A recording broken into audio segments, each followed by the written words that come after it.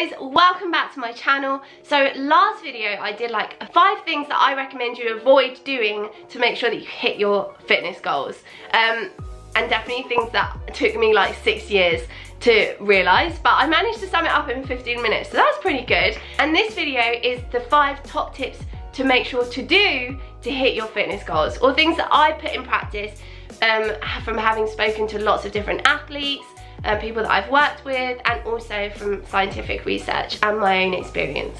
So number 1 is probably the most important thing for me, and it was to take a long-term approach. It's really hard, especially New Year, like everyone's like, do this in 2 weeks, get back on track in like 2 weeks, get shredded in 2 weeks, blah blah blah. It's really easy, and I've done so many like 2-week diets and 2-week training things, but the thing is, like when you see like an Olympian train, or you see like someone that has like amazing skills or just looks like out of this world, that takes a long time to achieve, and we only ever see like the final product, and we never actually see the hours and hours and hours of training that go into looking like that, and it can take years, sometimes decades.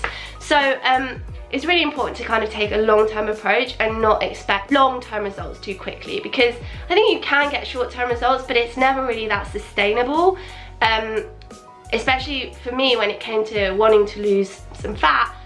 I would do it by severely under eating for 2 weeks, and then I would just put it all back on by going back to a normal diet. So that's kind of something that I would try and avoid, and try and shift like a mindset to a more like long-term sustainable mindset. And that applies to like fad diets, so or even like pills and things like that you can find online, and like fad training styles, so like things that are really extreme that you just burn out after like the first 2 weeks, or at least I did. I would try them and I'd be like, oh, this feels great. After the first week I'm like, oh, I'm tired, but you know, I've still got another week to go.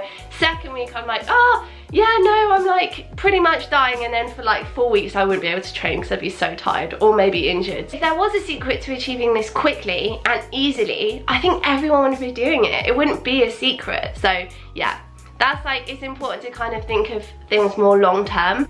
And the nice thing about having a long-term approach with training is that it takes the pressure off yourself. Like, you don't feel bad if you haven't hit something.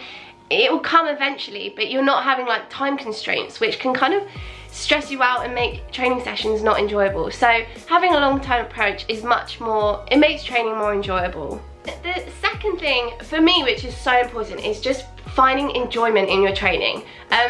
Like, if I'm not enjoying my training, I'm probably not going to stick to it, because training is supposed to be like a fun aspect of my life. Like, when everything else is like really stressful, I want to be able to train and have fun and not see the time go by and not worry about anything else. If it felt like more like a chore, I probably wouldn't do it, and I'd feel really demotivated, and that can come in like any form. So I was before just doing like a lot of like bodybuilding stuff, and I'm not criticizing it at all, because some people really love that style of training and it definitely has its benefits, but for me I just started getting a little bit bored of it, so I wanted to move on to something different, and that's why I kind of started freestyle gymnastics. And even if your goal is one thing, there are different ways to achieve that. So if your goal is to increase your cardiovascular endurance, you can do swimming, you can do cycling or running, so basically triathlon, but also you could do dance.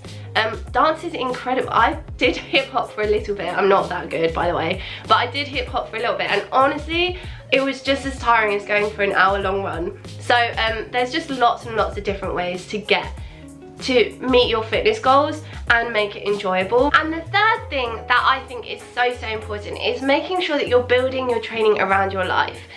One thing that I used to do was build my life around training, but it always massively backfired. So allowing time to go to parties and like dinner parties, and all of my things just revolve around partying.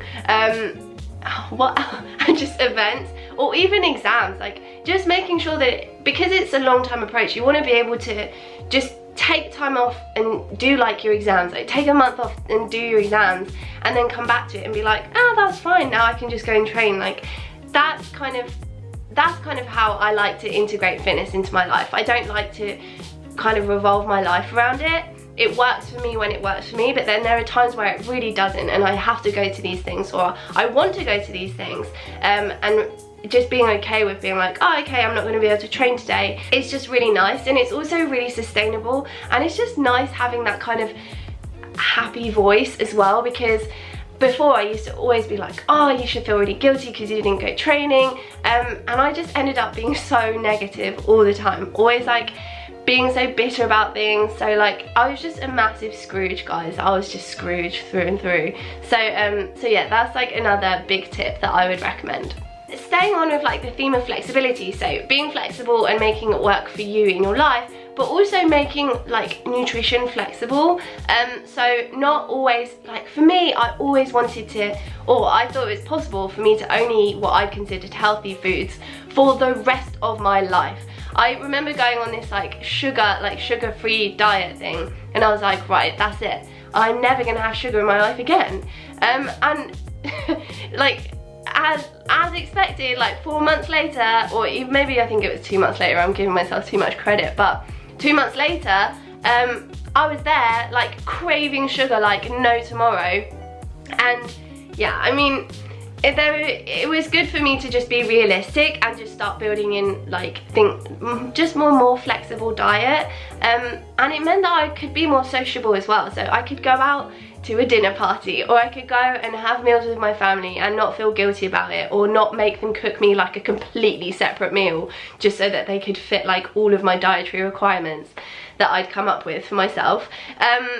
So yeah, that kind of means that it's like way more long term and way more sustainable, because now I don't feel like I crave anything, because I can have anything that I want in moderation, and the moderation comes because I allow myself to have everything. And it meant that whole stress that comes with like making sure I'm training properly, making sure I'm eating properly, just kind of went away, and I could actually focus on, right, like my studies, like my business, like what I want to do, things like that, rather than always being like, oh, what am I going to eat next?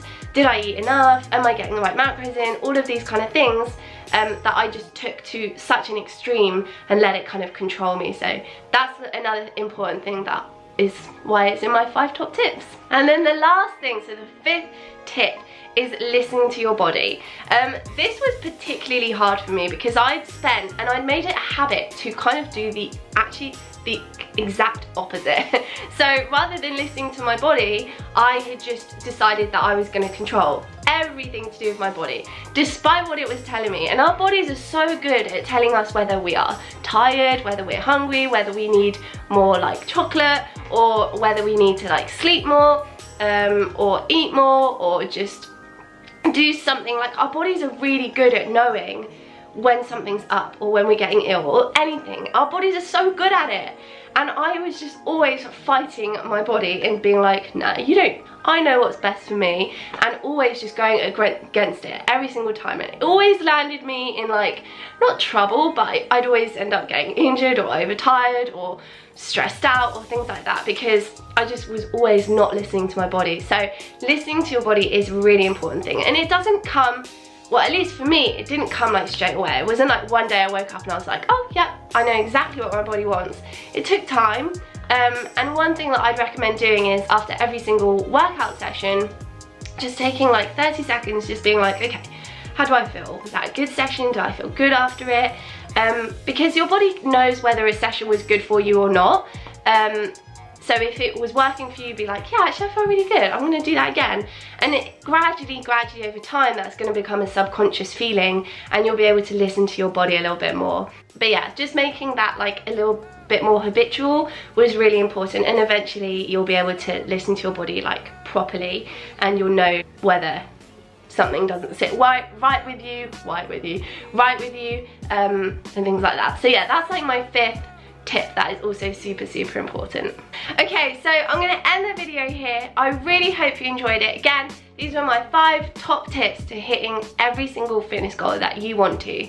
And yeah, definitely things that I put into practice every single day. I don't just do it once and then just let it roll. But yeah, these are things that I do every single day, and it helps. Like, it really helps. And I'd say like the progress is slow, but I don't know, when you think of like the progress in little steps, then it's like, it's just really motivating, and it just means that you can stay on track and make it part of your lifestyle, which I do. I want to be able to be active for the rest of my life. Like, I saw a woman doing, what was it? She was doing a planche, a full planche. I'll probably insert a picture here to show you guys how inspirational this woman was to me. 92, she did a full planche. And I was like, you know what? I'm gonna be you when I'm older. So that's what I'm kind of working towards. Just like long lifetime goals where I can just, at the age of 70, just go for a hike up in the mountains and just love life. So, so yeah, I hope that kind of helped you guys out. Again, I hope the new year is going really well for you, and thank you guys so much for watching. Please give me a big thumbs up if you liked it, hit the subscribe button if you want to see more videos, and I'll see you guys very soon. Bye!